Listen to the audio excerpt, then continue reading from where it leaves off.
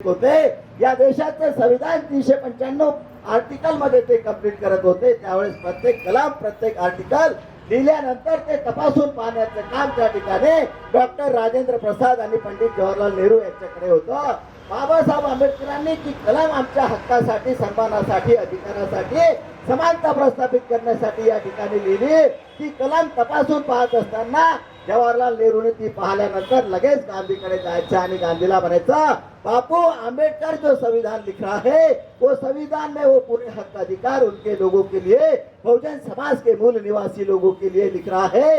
ऐसा अगर संविधान बनाएगा तो हमें ये देश छोड़ के जाना पड़ेगा। त्यावेळेस गांधी नेहरूला म्हणायचे, जवाहर ये संविधान आंबेडकर जो लिख रहा है उसको अगर तू विरोध करेगा तो आंबेडकर बड़ा संती आदमी है, वो संविधान नहीं लिखेगा। और उसने अगर संविधान नहीं लिखा तो साथियों वो बाबा साहब आंबेडकर ने संविधान अगर नहीं लिखेगा तो इस देश से अंग्रेज चले नहीं जाएंगे। इसलिए हमें क्या करना होगा, आंबेडकर को संविधान लिखने देना होगा। त्या ठिकाणी बाबासाहेब आंबेडकरांना संविधान लिहिण्याचं काम त्यांनी करू दिलं आणि बाबासाहेब आंबेडकरांनी आर्टिकल 13 मध्ये त्या ठिकाणी एका कलम मध्ये त्या ठिकाणी डिसाइड केलं, त्या कलम मध्ये लिहिलं। ती कलम या ठिकाणी सांगते, काय सांगते, आर्टिकल 13 या ठिकाणी सांगते की 1950 ला या देशामध्ये जे संविधान लागू झालं, 1950 आधीचे सर्व कायदे या ठिकाणी रद्द। माझ्या बांधवांनो आणि भगिनींनो, 1950च्या आधीचे सर्व कायदे जर या ठिकाणी आर्टिकल 13 नुसार या ठिकाणी रद्द होतात, तर आज महाबोधी विहारावर त्या ठिकाणी महाबोधी टेम्पल ऍक्ट 1949 हा जिवंत कसा त्याचं उदाहरण आहे। या देशामध्ये ईव्हीएमच्या माध्यमातून त्या ठिकाणी नाजायज सरकार या ठिकाणी ब्राह्मणांचं निर्माण झालेलं आहे आणि त्या सरकारच्या जोरावरती हे लोक पार्लमेंट मध्ये ईव्हीएम मध्ये घोटाळा करून गेल्यामुळे त्या ठिकाणी छातीडोकपणे बोलत आहे, त्या ठिकाणी छातीडोकपणे सांगत आहे, बाबा साहब आंबेडकर जो एक अछूत था उस अछूत ने लिखे हुआ संविधान हमें मंजूर नहीं है, हम नवा संविधान चाहते हैं।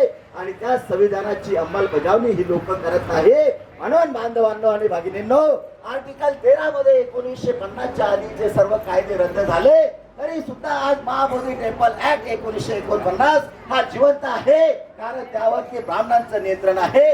ब्राह्मणांचं नियंत्रण या ठिकाणी हटवण्यासाठी बांधवांनो आम्हाला या देशाचं शासक सुद्धा बनणं आहे आणि त्यासाठी ईव्हीएमच्या माध्यमातून होणारं इलेक्शन आहे ते रद्द होऊन बॅलेट पेपरवरती इलेक्शन व्हावं। त्या अनुषंगाने आपण या ठिकाणी माननीय वामन मेश्राम साहेबांच्या नेतृत्वामध्ये 9 एप्रिलला जेल भरू आणि 1 जुलैला भारत बंद सुद्धा करणार आहोत।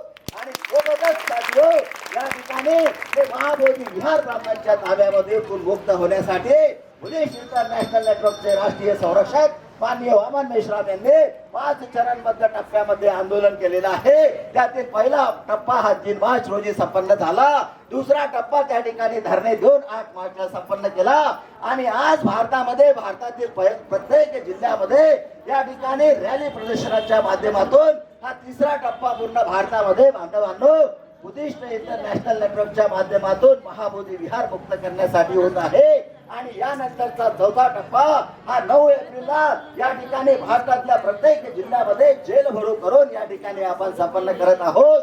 आम्हा सर्वांना या ठिकाणी आमचे हक्क अधिकार आणि आमच्या महापुरुषांनी निर्माण केलेला जो संघर्ष आहे, त्यांचं जे कार्य आहे ते कार्य समाजापर्यंत पोहोचवण्यासाठी, ते टिकवून ठेवण्यासाठी आणि आमची विरासत आणि या देशाचं संविधान वाचवण्यासाठी आम्हा सर्वांना या ठिकाणी आमचे गट बाजूला सांभाळून त्या ठिकाणी खऱ्या अर्थाने जी लढाई लढायची आहे ती लढाई लढण्याचं काम बांधवांनो आपण करायचं आहे। अजूनही मोठ्या प्रमाणात उपासक उपासिका